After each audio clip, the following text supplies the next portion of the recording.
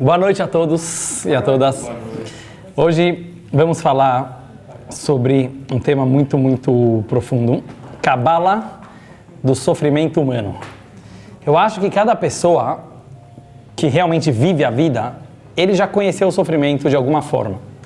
E quando a gente fala de sofrimento, tem várias maneiras dele aparecer na vida de alguém. Muita gente acha que sofrimento é só alguém que está passando por um problema de saúde, ou morte de alguém da família, ou financeiro, e a gente sabe que não. Hoje se sabe de muitos problemas internos que uma pessoa pode estar passando, que os outros nem sabem que ele está passando por aquilo.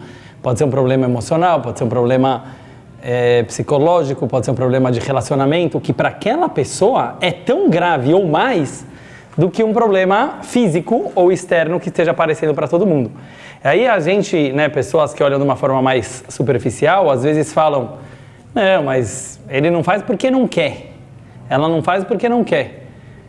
Esse não quer, porque ela não quer? Ela é idiota? Que ela não quer ter sucesso na vida? Não é que não quer porque não consegue querer. E não conseguir querer pode ser um problema tão grave quanto qualquer outro. Pode ser um bloqueio, pode ser um trauma, pode ser uma depressão. Então, hoje eu queria analisar com vocês qualquer tipo de sofrimento. Pode ser do mundo exterior, pode ser do mundo interior. E trazer 5 dicas práticas. Hoje a gente vai fazer um shiur express de dicas práticas. Como encarar, qual a maneira judaica de encarar o sofrimento humano. Então, step number 1. Vamos começar pelo primeiro passo. O que é sofrer? Apesar que é uma palavra que todo mundo usa, de alguma forma, estou sofrendo muito, mas o sofrimento, ele é uma palavra, além de muito poética, muito filosófica, analisar o sofrimento humano, ela é muito espiritual também. E é isso que eu queria trazer hoje para vocês. Eu contei uma vez, mas eu vou contar novamente. A primeira imagem que aparece para Moisés, para Moshe Rabbeinu, logo na hora que Hashem, que Deus aparece para ele pela primeira vez, para pedir para salvar o povo judeu, é um arbusto, era uma árvore que pegava fogo, mas não consumia. De milhões de formas diferentes que Deus poderia ter aparecido para Moisés, essa foi a escolhida. Lógico que isso é um milagre, porque normalmente se uma árvore está pegando fogo, ela deveria ser consumida. Mas por que justo esse milagre? Então, um Midrash, que são os bastidores da Torá, o Talmud, fala que isso estava representando o sofrimento do povo judeu. Tanto naquela época, que eles ficaram 210 anos escravos no Egito. A gente conta isso, às vezes, na mesa de Seder de Pesach, e fica parecendo uma lenda, às vezes, para pessoas. A gente não tem ideia o que significa uma escravidão de 210 anos no Egito. Só para a gente ter uma pequena ideia, a gente fala muito do Holocausto, porque ele aconteceu há pouco tempo atrás, durou 5, 6 anos, certo? A escravidão no Egito não foi mais light do que o Holocausto. Contam que os egípcios, por exemplo, usavam crianças judias como tijolo para construir as pirâmides. Você consegue ter uma ideia do que significa?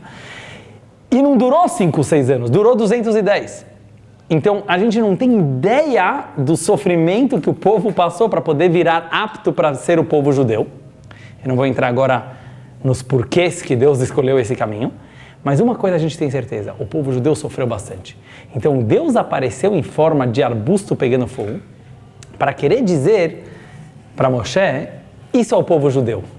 Eles vão queimar bastante, vai doer bastante durante todas as gerações, mas eles nunca vão terminar, eles nunca vão ser eliminados. Então, foi a primeira vez que Moshe olhou de perto e sentiu o sofrimento do povo judeu. Então, qual a primeira coisa que Deus fala para ele? Shal ne'alecha me'al raglecha. Tira o sapato dos teus pés, que a makom asher ata omed, que o lugar que você está parado, Admat Kodesh Hu, é um solo sagrado. O que Deus estava falando para ele? Quando você está perante o sofrimento humano, não tenta dar uma de filósofo, não tenta dar uma de teólogo, porque Deus faz isso, não tenta dar uma de expert no assunto. Só uma coisa, respeita o sofrimento humano, tira o pé, porque onde tem sofrimento, tem santidade. Olha que novidade. Esse é o primeiro passo que eu queria tentar entender com vocês. A Torá olha que o sofrimento ninguém quer, A gente não tem que correr atrás do sofrimento. A religião judaica não acha que a pessoa tem que se autoflagelar ou procurar maneiras de sofrer. De jeito nenhum. A gente procura alegria, a gente procura felicidade, a gente procura sucesso. Mas é inevitável algum tipo de sofrimento na vida. E quanto mais a pessoa vive a vida e abre bem os olhos, ele vai ver sofrimento. Na vida dele, ou dos familiares dele, ou dos amigos próximos dele, ou de outros seres humanos. É impossível que aconteça uma vida só se ele está bem anestesiado e bem fechado na vidinha dele. Pode ser que ele acha ou finja que acha que não tem sofrimento. Como eu expliquei, tem vários níveis de sofrimento. Pode ser físico, pode ser espiritual. Esses sofrimentos inevitáveis que acontecem na vida, eles trazem santidade para a pessoa. Nós sabemos da nossa experiência que uma pessoa que ela passou por testes muito difíceis na vida, isso enobrece a pessoa e eleva ele para um nível espiritual mais elevado. Então o que Moshe escuta de Deus? Tira os teus sapatos, porque não adianta você querer ficar olhando de fora o sofrimento humano e querer entender ele. Só se você tirar o sapato, sente a pedrinha do chão, sente a terra, aí você está apto para começar a entender isso. Vamos continuar a história, que isso eu não contei da última vez. Moshe vira para Deus e fala: Deus, o que você quer que eu faça? Eu quero que você vá para o Egito e avisa ao povo judeu que eu vou tirar eles do Egito. Olha que interessante esse papo, essa conversa de Moisés com Deus. Moshe Rabbeinu fala para Deus: Deus, mas eles não vão acreditar em mim. Por que Moshe falou isso? Pensa comigo. São histórias tão claras na Torá, tem uma profundidade psicológica tão grande. Por que eles não vão acreditar? Qualquer pessoa que está num problema e vem alguém prometendo uma salvação, ele fica feliz. Não? Por que ele fala? Eles não vão acreditar em mim. Olha os comentaristas. Onde esse Deus estava até agora? Que ele viu a gente sofrendo 210 anos e não apareceu. Você acha que agora a gente vai acreditar que alguém vai nos salvar? Pega alguém que passou pelo Holocausto, pega alguém que passou por um sofrimento muito forte. E a gente sabe que, infelizmente, tantas pessoas acabaram se afastando da religião, se afastando do judaísmo. E o que a gente vai falar para essas pessoas? Falar, Deus estava... Quer dizer, a pessoa tem moral. Desculpa falar minha opinião. É difícil você conversar com alguém que passou e eles perguntam, onde estava Deus durante o Holocausto? Imagina depois de 210 anos. Aparece lá Moisés, vim tirar vocês, Deus me mandou. Onde estava esse Deus durante 210 anos que ele resolveu aparecer? Por isso que Moshe fala, e eles vão perguntar para mim, Mashemó, qual que é o nome dele? O que quer dizer qual é o nome dele? O povo precisa saber agora o nome de Deus? Quando você fala o nome dele, quer dizer, da onde ele surgiu agora? A gente sempre acreditou em Deus, porque eles eram descendentes de Abraham, Yitzhak, Yaakov, os patriarcas judeus. Você consegue se colocar nessa situação? Você sabe o que é 210 anos? É mais do que uma vida. Você consegue entender que alguém que se sentiu abandonado por um pai durante 210 anos, depois esse pai volta e bate na porta, a pessoa fala, vem aqui pai, vou te dar um abraço. É assim? Então o que Deus responde?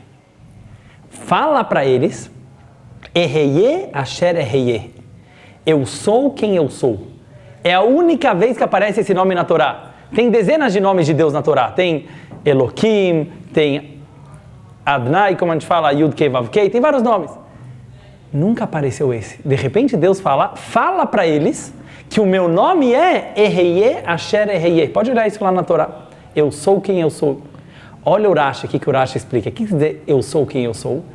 Eu estou com eles nesse sofrimento e eu estarei com eles em todos os sofrimentos. Olha que interessante. Qual é a resposta de Deus? Qual a única resposta viável para esse sumiço de 210 anos? Eu estou lá com eles. O judaísmo não acredita num Deus só da salvação, num Deus da redenção, no Deus do heroísmo. Não! Às vezes a gente sofre, tem problemas na vida, tem injustiças na vida, mas Deus está lá também.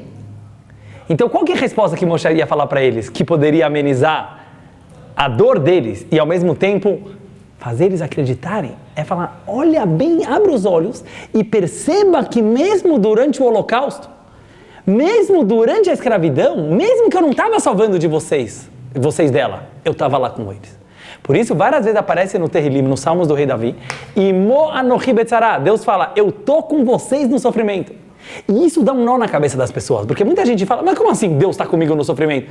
Ele faz assim e resolve o problema. Ele não abriu o mar, ele não manda 10 pragas no Egito. Quer dizer, se Deus consegue fazer o que ele quiser o tempo todo, é fingido isso aqui. Você vai falar, eu estou com vocês no sofrimento. De alguma certa forma, a gente não entende o sofrimento humano e não é pra gente entender. Prova disso, uma coisa muito importante. Eu já vou chegar nisso daqui a pouco, no questionamento, né, que a gente vai ver alguns personagens interessantes da Torá.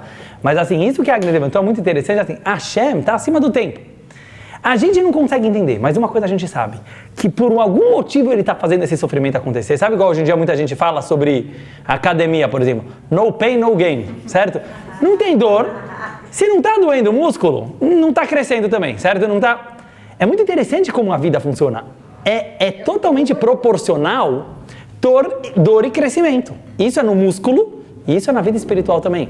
Ah, por que Deus fez assim o universo? Não é isso que a gente está discutindo agora. E é isso que Hashem falou para Moshe. Não tenta filosofar na hora que alguém está sofrendo. Não tenta agora a teologia. O que você tem que fazer? Respeita. Respeita. Entende que onde tem sofrimento, tem crescimento. E era, inclusive, uma condição que Moshe fez, que Hashem fez com Abraham Avinu, com o primeiro judeu, Abrão, que eles iam precisar passar por aquilo para poder virar apto para receber a Torá. Então, esse ponto que, resumindo ele, é você falar o seguinte: faz parte da santidade do ser humano que o sofrimento que ele está passando, e não é para justificar e falar, aquela pessoa está sofrendo porque ele pecou muito. Mentira! Sabe quanto os tzadikim sofreram? Sabe quanta pessoa... Isso aqui é uma mentira que algumas pessoas gostam de falar, é baseada talvez em outras visões de vida, que não é judaica, de achar que se uma pessoa está sofrendo, é um castigo divino. O judaísmo não acredita nessas coisas. Mesmo um conceito de castigo, como ele é usado, quer dizer que às vezes precisa acontecer uma coisa ruim na pessoa. Não é que Deus está querendo se vingar deles. Deus não é uma criança que precisa se vingar de alguém. Deus está mandando aquilo para ele poder crescer. Então, mesmo que seja porque ele pecou, porque ele não pecou, Hashem tem alguma profundidade e é isso que ele falou. Um exemplo que me vem para isso, que Deus falou, eu estava com eles no sofrimento, porque eu fiquei pensando muito assim, o que quer dizer estar com alguém no sofrimento? Então, me veio na cabeça, igual uma criança que precisa ir no dentista. E ele sabe que vai doer, já vem aquela maquininha, sabe aquele barulhinho do dentista, o cara já está morrendo de medo. E não tem jeito, tem cárie, vai ter que mexer, vai doer e tal. O que a mãe faz? A mãe leva o filho no dentista. A dor vai ser no dente do filho, mas a mãe, o que ela faz? Ela fica segurando a mão do filho. E a gente sabe que ameniza a dor. Por que a mãe está do lado? Por que alguém fazendo carinho do lado? Por quê? Porque o máximo que você consegue fazer por alguém que está sofrendo é estar com ele no sofrimento. E você pode perceber isso, qualquer pessoa que já sofreu, você não quer que tua amiga, teu amigo chega pra você e comece a falar, não, mas ele fez isso porque não sei o que lá, né? Até dá raiva naquela hora, você fala, fica quieto, por favor. Eu sei as explicações viáveis do porquê que me aconteceu, não quer. Ou a mesma coisa quando às vezes alguém, infelizmente, morre ou acontece uma coisa, aí chega o rabino e começa a falar, não, ele está num bom lugar, escolha rabino, eu também sei que ele está num bom lugar. Mas você está comigo ou você não está comigo? Entendeu o que eu quero dizer? Quer dizer, você quer sentir que a pessoa, ela sente a tua dor. Lógico que você pode dar uma explicação, você pode dar uma explicação bonita. Oi? Uma empatia, exatamente. E isso aqui, os olhos passam, o coração passa, quer dizer, não adianta fingir. O outro sabe se você está com ele ou não está com ele. Então talvez é isso que Hashem falou. Eu não tirei eles do Egito antes do tempo, porque eles precisavam estar no Egito por alguma razão. Na verdade, até Deus tirou eles do tempo porque ia ser 400 anos e acabou sendo 210. Mas de qualquer forma, enquanto você está lá, tenta sentir que Deus está com você, mesmo na hora do sofrimento. Esse é o ponto número 1. Ponto número 2. Um tema que eu acho que eu nunca falei antes aqui. A importância da individualidade. Você não deve nada para ninguém. Isso aqui é uma coisa muito importante que poucos rabinos talvez falam. Sério, porque normalmente as pessoas gostam de falar, principalmente na religião, é muito importante senso de comunidade, certo? E você precisa ajudar todo mundo, e você precisa participar de tudo. E é verdade. Não se separe da sociedade. Isso aqui é de uma forma geral. Participe de uma comunidade. Mas isso não tira uma coisa óbvia, que cada indivíduo é uma pessoa por si só. Ninguém paga as tuas contas, como se fala. Você, e quando eu falo isso, eu não estou falando no âmbito financeiro apenas, você sabe o que passa dentro de você melhor do que ninguém. Mas por que eu estou falando isso? Porque até em questões mais simples. Hoje em dia, e sempre foi assim, tem muito o negócio de Maria vai com as outras. Certas pessoas, elas gostam de seguir um grupo, a moda e etc. Mas às vezes aquilo que funciona para alguém não funciona para você. Eu vou contar para vocês uma experiência. Teve um biólogo muito famoso, que ele ganhou até prêmio Nobel, que é francês, ele se chamava Henri Farber. Henri Farber descobriu que as lagartas, elas têm um costume, que elas andam, uma espécie de lagartas, que elas andam sempre atrás do líder. Tem um líder e aí uma atrás da outra. Você pode achar, quem já viu assim, em Atibaia, como se fala, na floresta, em qualquer lugar assim, já deve ter visto uns bichinhos que eles andam sempre em bando assim, e é muito organizado, um atrás do outro. E ele estudou muitos insetos e ele descobriu vários genes que tinha nesses insetos. Então ele queria ver quão profundo e quão forte era esse gene que uma lagarta seguia a outra lagarta. O que ele fez? Ele pegou um vaso assim de flor, colocou no meio, pegou essas lagartas e colocou ela andando em círculos em volta do vaso.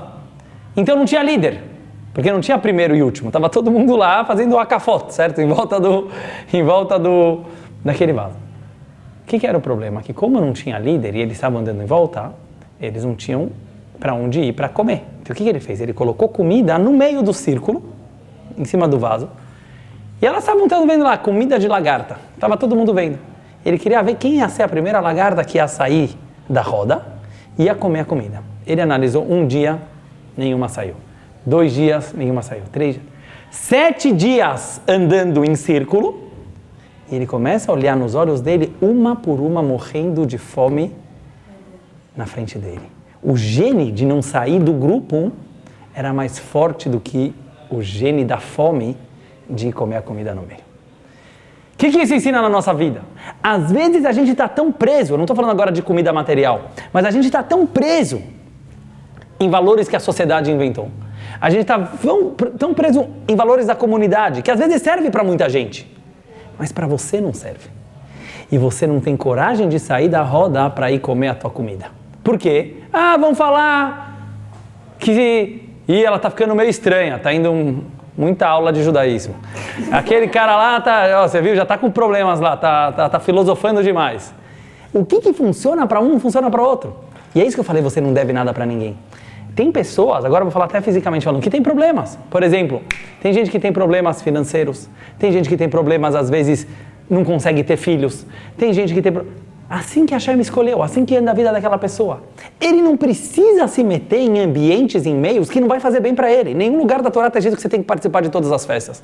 Nenhum lugar da Torá está dizendo que você tem que participar de todos os casamentos. Nenhum lugar da Torá está dizendo que você tem que ser de todas as turmas porque você tem que ser mega social com todo mundo. Não. Se aquele papo te faz mal e você volta deprê para casa, não vai mais. Eu estava vendo de um grupo de pessoas que infelizmente não conseguiam ter filhos e eles estavam discutindo justamente isso. A gente não consegue imaginar, lógico que hoje, graças a Deus, tem muitos tratamentos, tem muitas formas, mas tem casais que mesmo assim demoram muito e às vezes não conseguem ter até hoje em dia. O que falavam? Sabe a dor que é, principalmente para a mulher, de ir às vezes num grupo de amigas, meu filhinho, eu troquei a fralda, eu levei no parquinho brincar. E as pessoas não têm a sensibilidade de perceber que cada frase daquela está machucando, às vezes, aquela mulher. Ela não vai falar para ninguém, ela não vai chegar, pessoal, vamos parar de falar disso aqui. Não vai, nunca vai acontecer isso aqui. Mas quem tem que então se tocar que chegou a hora de sair da roda? Ela. Se está fazendo mal para ela, às vezes ela tem que sair da roda. Ou seja, é muito difícil a gente perceber, apesar de ser uma coisa simples, de uma certa forma, que amigos, que ambiente está te fazendo bem, ou que ambiente não está te fazendo bem. Tem um grupo de amigos que gosta de ficar viajando para lá, para cá. Meu dinheiro não está dando. Meu dinheiro não está dando. Não, mas eu preciso ir. Mas o papai está pagando a conta e o ano dele vai funcionar normal. Certo? Para você, depois vai ficar ralando o ano inteiro. Quer dizer, cada um ele tem que saber o que vale a pena.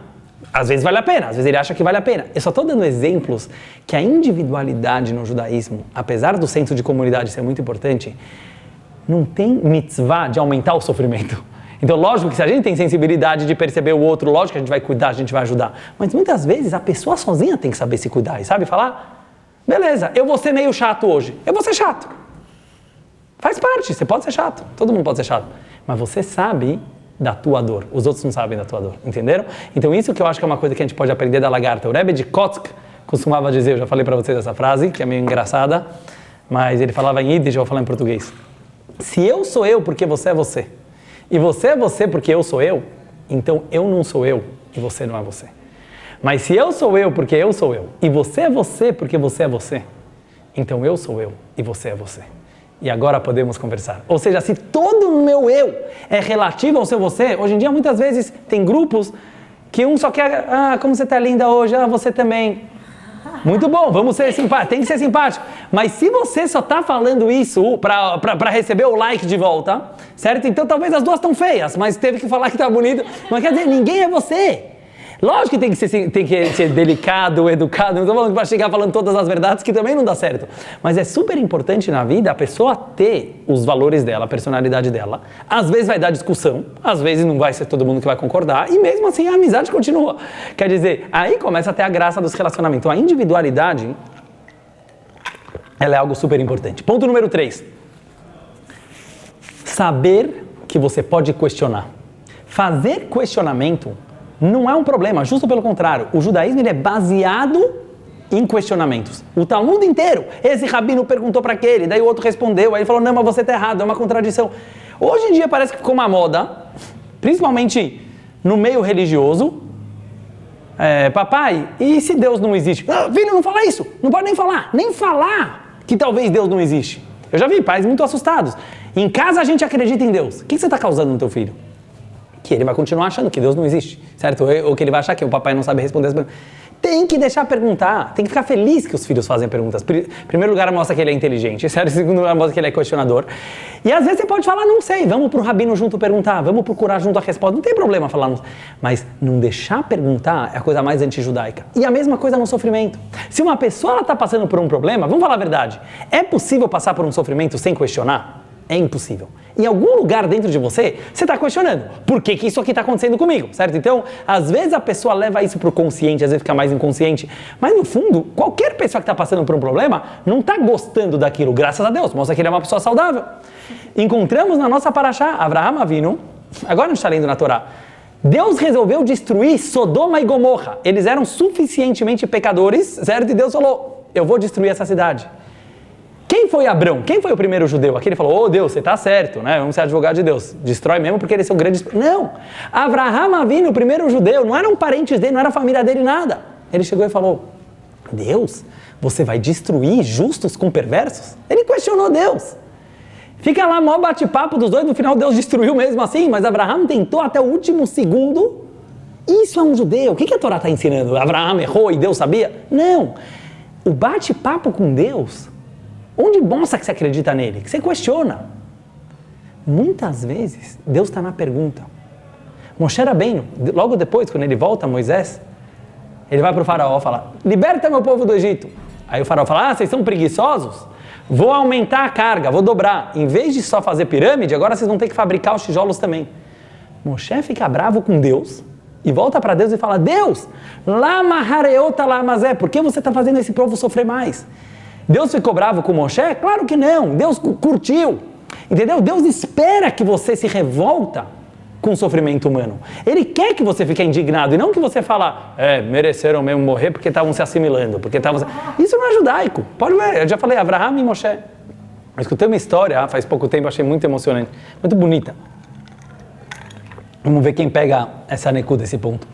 Elie Wiesel, um dos grandes ganhadores do Prêmio Nobel da Paz, e ele passou pelo Holocausto, ele fez vários livros, né, que ficaram famosos.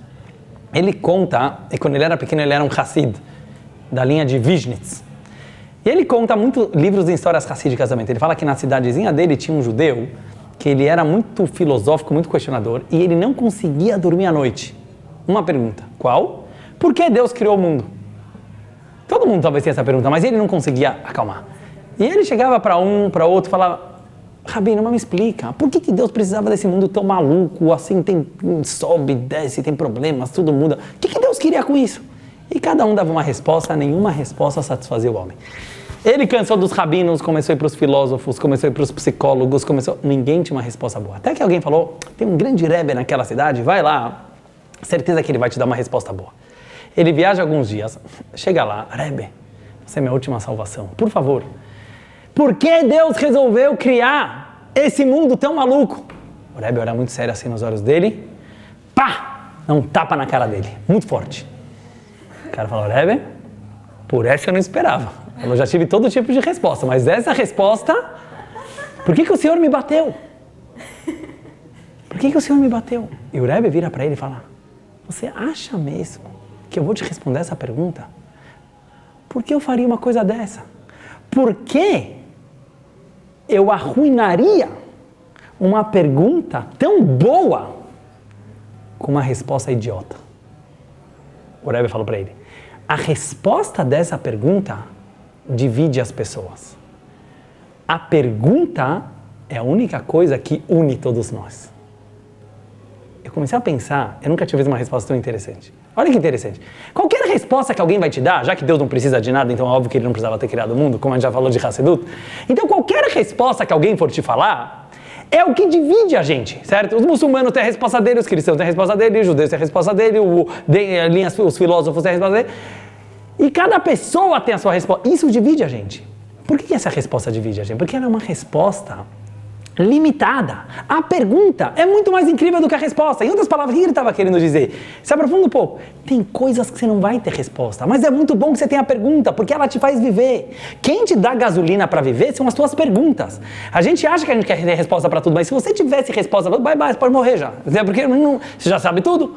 Então, o fato que você tem boas perguntas, e essa é uma, por exemplo, que é muito forte, e aí me lembrou de uma outra coisa muito interessante. Tem uma parte da reza que a gente fala na Kedushá, no Shabat, e outro dia, principalmente no Shabat, Yom Tov, a gente fala que os anjos lá no céu, Shoalim zelazé, perguntam um para os outros, Ayemekom kevodô leharitzo, onde é o lugar de Deus, onde é a casa de Deus, onde Deus está, para a gente poder louvá-lo. Explicou um dos mestres racídicos, a palavra Shoalim quer dizer perguntam, mas quer dizer também emprestam. Então, ele explicou diferente. Um anjo empresta para o outro a sua pergunta. Olha que bonito. Aie, aonde? Mekom kevodô. Esse é o lugar de Hashem. Sabe qual é o lugar de Hashem? Na pergunta aonde. Tenta enxergar diferente. Deus, ele está na tua pergunta. Deus está na tua dor. Deus está no teu questionamento.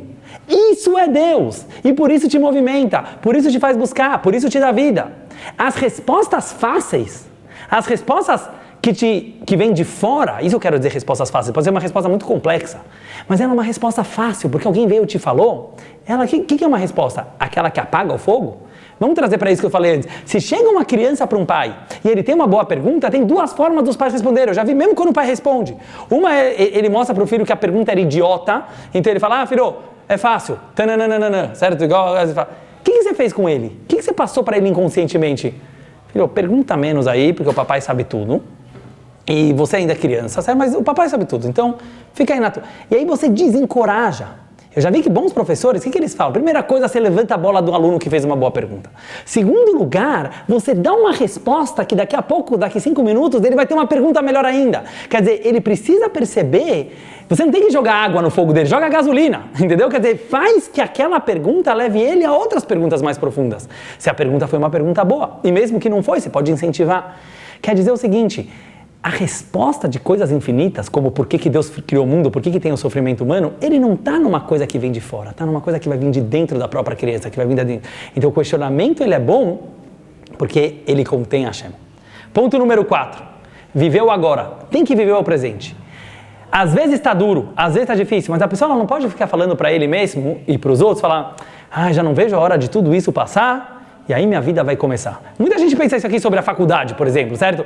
Deixa acabar a faculdade, e aí sim minha vida... E aí às vezes a pessoa fica prorrogando, né? E é normal, porque se sempre a felicidade está no futuro, vai ser sempre assim, até os 120, certo? Quer dizer, quando ele é criança, ele fala quando eu vou virar adulto. Aí quando ele vira adulto, quando eu vou casar. Quando eu vou casar, quando eu vou ter filho. Quando eu vou ser neto, certo? Quando eu vou ter neto. Aí chega no final, então, o conceito de viver agora, eu sei que ele está muito na moda, mas eu queria trazer um pouco a visão judaica. O que significa viver o presente?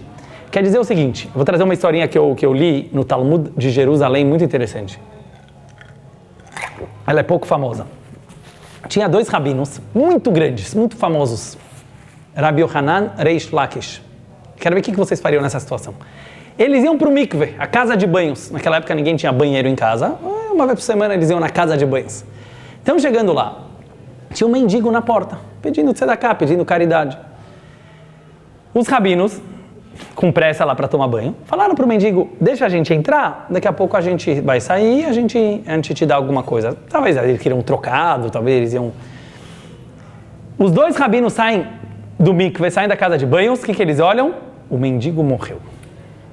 O mendigo morreu de fome. O que você faria? Agnes, o que você faria? O mendigo morreu de fome porque você precisava tomar banhinho, em vez de dar para ele dinheiro para comprar um bolo de chocolate. Eu acho que a maioria de nós ia precisar de pelo menos uns 10 anos de terapia, certo? Para poder te curar que você matou alguém. Certo? Tenta imaginar outra situação. Sei lá, você está andando no carro e passou alguém na rua lá e você estava texting lá, você estava mexendo no celular e você atropelou o cara. Acontece. Mesmo que você também é culpado, porque você estava olhando o texto, etc. Mas você vai ficar louco. Você vai falar, Deus, por que você fez uma coisa dessas comigo? Eu tinha que matar um mendigo aqui. Imagina. Não foi isso que eles fizeram. E é aqui que eu quero chegar. Sabe o que eles fizeram? Um virou para o outro e falou, vou falar para vocês em hebraico e depois traduzir. Lo zachinu lechabdo bechayav, nechabdo bemoto. A gente não mereceu honrar ele em vida? O que a gente pode fazer para ele agora? Agora! Depois chora, depois se arrepende, depois faz terapia. Agora, podemos fazer alguma coisa? Sim. Ele é um morto, está aqui abandonado. Vamos cuidar. Cuidaram do corpo, ligaram para a Hevra Kadisha, viram as roupas que precisam para enterrar o morto. E aí precisava fazer mikve. Uma das coisas que tem no judaísmo é que você faz tahará, você faz purificação do corpo. Eles não conheciam, não era parente deles. Eles falaram, vamos fazer alguma coisa para ele. Quando eles vão lavar o corpo do morto, eles pegam o casaco dele e eles descobrem, tudo está no Talmud de Jerusalém essa história, dentro dos bolsos do casaco, moedas e moedas de ouro. Ele era mais rico do que todo mundo lá. Era um pão duro. Era um pão duro, muito. Ele não conseguia gastar o dinheiro próprio e por algum motivo ele acabou morrendo. Olha que interessante. Enterraram ele, etc. Acabou a história. Acabou a história. O que a gente aprende dessa história? Eu quero ver vários pontos. Em primeiro lugar, no final eles descobriram que talvez eles não eram tão culpados. Lógico que eles têm que fazer chuva, porque eles não deram para o mendigo na hora certa. Vamos fazer. Mas às vezes, pessoal, isso aqui é uma coisa muito interessante. Ficar se arrependendo pelo que você fez 5 minutos atrás, eu não devia ter falado aquela frase. Se eu tivesse falado uma palavra diferente para o professor, minha vida seria diferente. Se eu tivesse falado para aquele menino uma palavra diferente, seria diferente. Para aquela menina... E você começa a pirar, como se tua vida tivesse sob controle totalmente nas tuas mãos. Não tá. E mais ainda, nós somos imperfeitos, a gente vai errar de vez em quando, graças a Deus. Então, se a gente vai errar e Deus também está no nosso erro, mesmo que a gente fez uma M há 5 minutos atrás, vou falar, agora é que a vida acontece. Olha o que esses rabinos ensinaram. Imagina se você estivesse na pele deles dois, rabinos, chefes da geração. Primeiro lugar, vou me revoltar com Deus. Deus, por que você me apronta uma dessa que eu tenho que assassinar um mendigo aqui na frente do mikvah, certo? Depois, não fizeram nada disso. Eles falaram assim, fizemos bobagem. Agora, o que eu posso fazer agora? E a vida deu a resposta para eles, porque já que eles foram atrás de fazer a mitzvah, Deus próprio ainda acabou consolando um pouco eles, que eles não eram tão culpados assim. Mas o que eu quero falar é assim, lógico que alguém vai olhar de fora, pode falar, que insensíveis, eles nem ficaram mal que eles mataram um mendigo, não é que mataram, mas podiam ter salvo a vida do mendigo. Não é isso que eu quero falar. Às vezes as pessoas olham, mas isso não é insensível. A pessoa tem que olhar, lembra que eu falei semana passada sobre a arte da guerra? Isso eu queria falar, na guerra, o cara pode ter errou faz 5 minutos atrás na estratégia. Agora ele tem que estar focado agora, porque tem outros 3 que ele pode salvar a vida dele. Se ele vai ficar meditando muito, e é isso que o Alter Rebbe fala no Tânia, que o arrependimento que vem logo depois que você pecou, ele também vem do lado mal, ele vem do Yetzer Hara. Sabe quando a pessoa faz uma bobagem, aí ele começa a ficar depresso, começa a falar, bem, o que eu fiz? Eu sou uma porcaria mesmo, eu sou mal. E você acha que você virou um tzadik, certo? Você acha que você virou um tzadik? Você não virou, o que aconteceu que você virou tzadik? Quer dizer, faz 5 minutos até quando você tinha que fazer a decisão, você não foi tzadik. Agora, logo depois que você virou tzadik? Não é tzadik coisa nenhuma.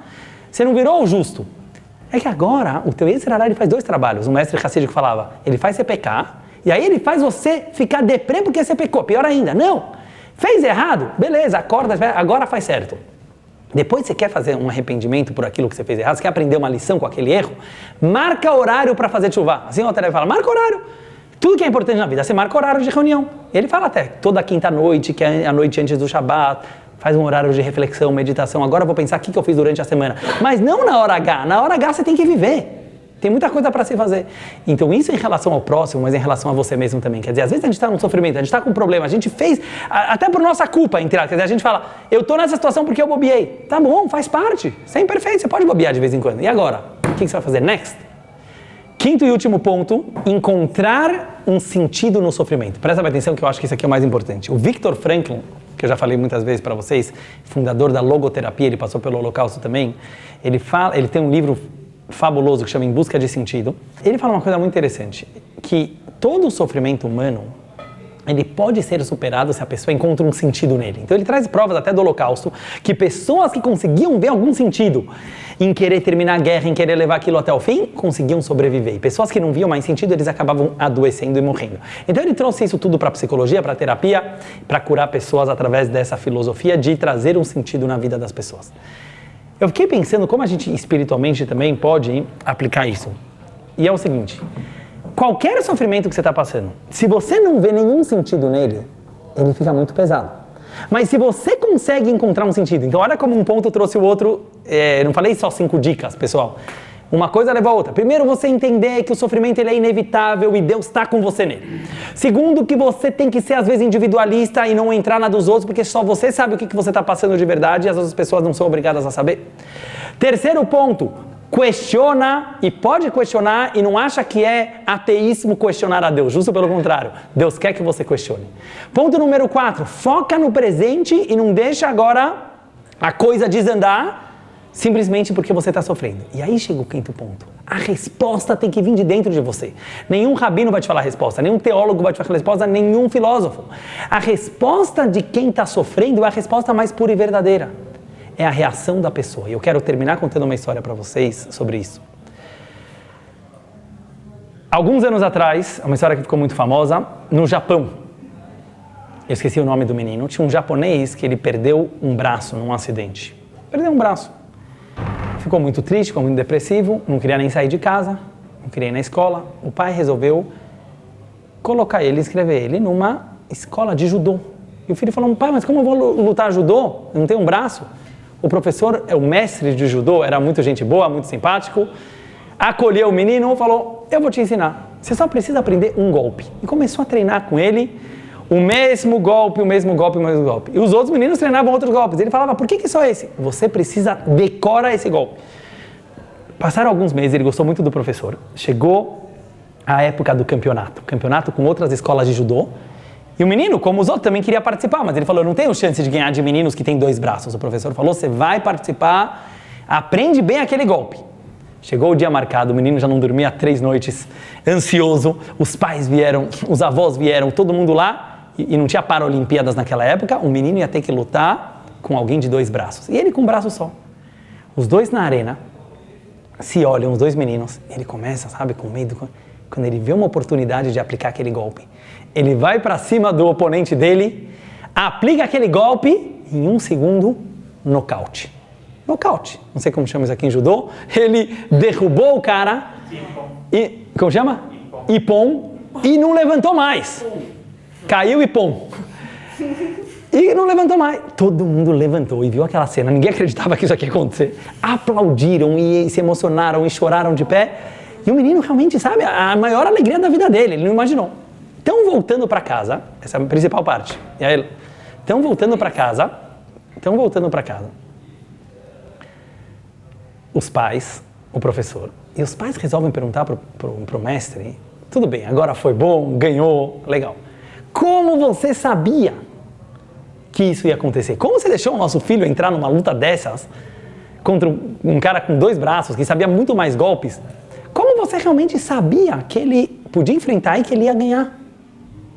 E o professor deu um sorriso e respondeu, esse golpe que eu ensinei para ele é o único golpe de todo o judô que a única forma de se defender dele é segurando o braço que o teu filho não tem. Vocês ouviram? Vocês não imaginavam essa resposta. É segurando, não é porque ele treinou muito. Ele deu para ele o truque da vida. Ninguém podia ganhar dele. Porque para você se defender desse golpe fatal, você precisava segurar o braço. Não tinha. O que o professor viu? O que o professor fez? Ele mostrou como o defeito do aluno podia ser a salvação dele, nesse aspecto. E quando eu vi essa história, eu me emocionei muito e eu falei, quanto isso é válido para qualquer... Quer dizer, se para alguém que perdeu um braço, isso aqui é válido. Cada sofrimento, a gente não vai atrás, a gente não pede para Deus, a gente tenta sempre ter saúde, sucesso, alegria. Mas quando acontece alguma coisa, só a pessoa pode falar, só a pessoa pode ver e perceber que às vezes isso que ele está passando veio extrair dele uma energia, uma luz que só podia sair desse jeito. Ah, Deus, por que eu sou tão confuso? Não sei, ninguém vai te responder, você responde. O que você consegue através da tua confusão que outras pessoas não conseguem? Deus, por que eu sou tão filosófico? Eu queria ser mais prático. Não sei, responde você. Tem muitas coisas que eu, Dudu, passo na vida, que na hora eu não sei por que eu estou passando, mas uma das coisas que eu falo muito e eu percebo, assim, quanta gente eu vou poder ajudar se eu conseguir superar isso? Lógico que eu tenho que superar, mas às vezes eu penso, só alguém que passou por certas coisas que vai conseguir ajudar uma pessoa, porque é muito fácil, às vezes, uma pessoa que está acima, mesmo um rabino, etc., muito santo, por exemplo, mas às vezes ele não vai conseguir falar para o coração de uma pessoa que está passando por um problema que ele próprio nunca passou. Então, às vezes, na hora você não consegue ver, mas o incentivo tem que vir, uma resposta que faz sentido para você, que você percebe que, na verdade, o teu defeito é uma qualidade. E se a gente não percebe que no sofrimento próprio tem Hashem, que no próprio sofrimento tem a luz, a gente não, é tudo fingido, a gente não consegue realmente ficar feliz nessa situação. Então, esse é o último ponto que eu queria passar, e que a gente perceba, então, que, infelizmente, certo? Infelizmente, não tem que ir atrás, mas ainda no mundo de hoje, antes de Mashiach chegar, tem sofrimento, esse é o esquema que Hashem criou o mundo, mas uma coisa a gente pode ter certeza, Hashem está no sofrimento com a gente, e se a gente procurar bem dentro da gente, não fora, a gente encontra as respostas e a energia para poder superar qualquer tipo de sofrimento. Uma última história, 2 irmãos racídicos, Rabbi Elimelech de Ligensk e Rabbi Zusha de Anipoli, não sei se eu já contei para vocês essa história, eles estavam na prisão. Uma vez eles foram presos. Por que eles foram presos? Porque eles divulgavam o judaísmo na Europa, naquela época era proibido, e eles foram jogados na prisão. Estavam lá os dois, eles eram sempre muito alegres. Teve um dia que eles estavam lá na prisão e não tinha banheiro, então eles tinham que fazer as necessidades dele dentro da prisão. Então tinha uma latrina lá no meio e eles faziam as necessidades lá. E depois vinha um guarda e tirava. Naquele dia o guarda não estava vindo tirar e começou a ficar um cheiro muito mal. O Rabbi Elimelech de Ligensk, um dos irmãos, começou a chorar.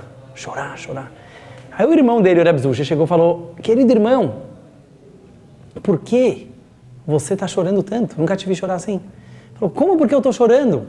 Hoje vai ser o primeiro dia da minha vida, desde que eu fiz bar mitzvah, que eu não vou poder colocar tefilim. Porque a halakha fala, a lei judaica fala, que é proibido colocar tefilim num lugar que está cheirando mal. Daqui a pouco é pôr do sol, não dá para colocar tefilim.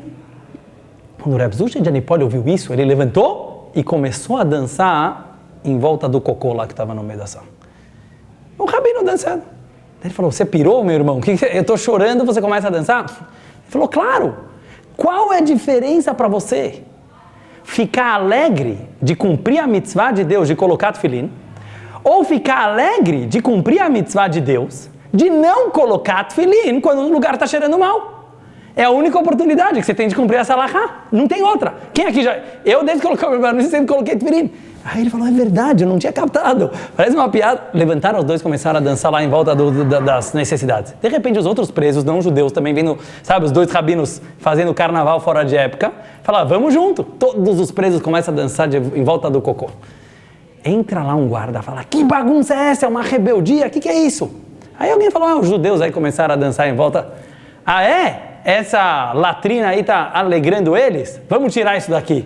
Foram lá, tiraram, faltava meia hora para o pôr do sol, eles foram lá e colocaram o tefilim e não perderam também o tefilim. Mas essa história, além de engraçada, ela é muito profunda. Às vezes a gente pensa que só tem um método de servir a Hashem. Você tem que seguir a cartilha lá. Tem pessoas, tem situações que às vezes a gente não consegue fazer tudo, ou por problemas emocionais, ou por problemas práticos. A pessoa perceber que não existe situação que você não pode estar ligado com Deus. Ou que eu vou estar ligado com Deus colocando o tefilim, ou às vezes, se Deus fez a situação assim, o que eu posso fazer? Então isso tem a ver com o que a gente estava falando, a gente conseguir perceber que quando Deus nos coloca numa situação difícil, que às vezes você até pergunta a Deus, o que você está querendo de mim? Alguma coisa Ele está querendo de você. Mas não tem dúvida que é ficando feliz. É com alegria, tanto na opção A como na opção B, quer dizer, a gente tentar ver que aquele jeitinho que Deus te deixou a tua vida ficar, Ele sabe melhor do que você. Ele que tem controle da situação. Então Ele sabe que você ia estar nessa situação, Ele sabe que às vezes você ia errar, Ele sabe que você é imperfeito, Ele sabe disso tudo. E mesmo assim Ele mandou na Torá, fica besimche, fica alegre. Então a alegria, ela é uma grande chave também para a gente conseguir passar qualquer situação. Shkoyach a todos.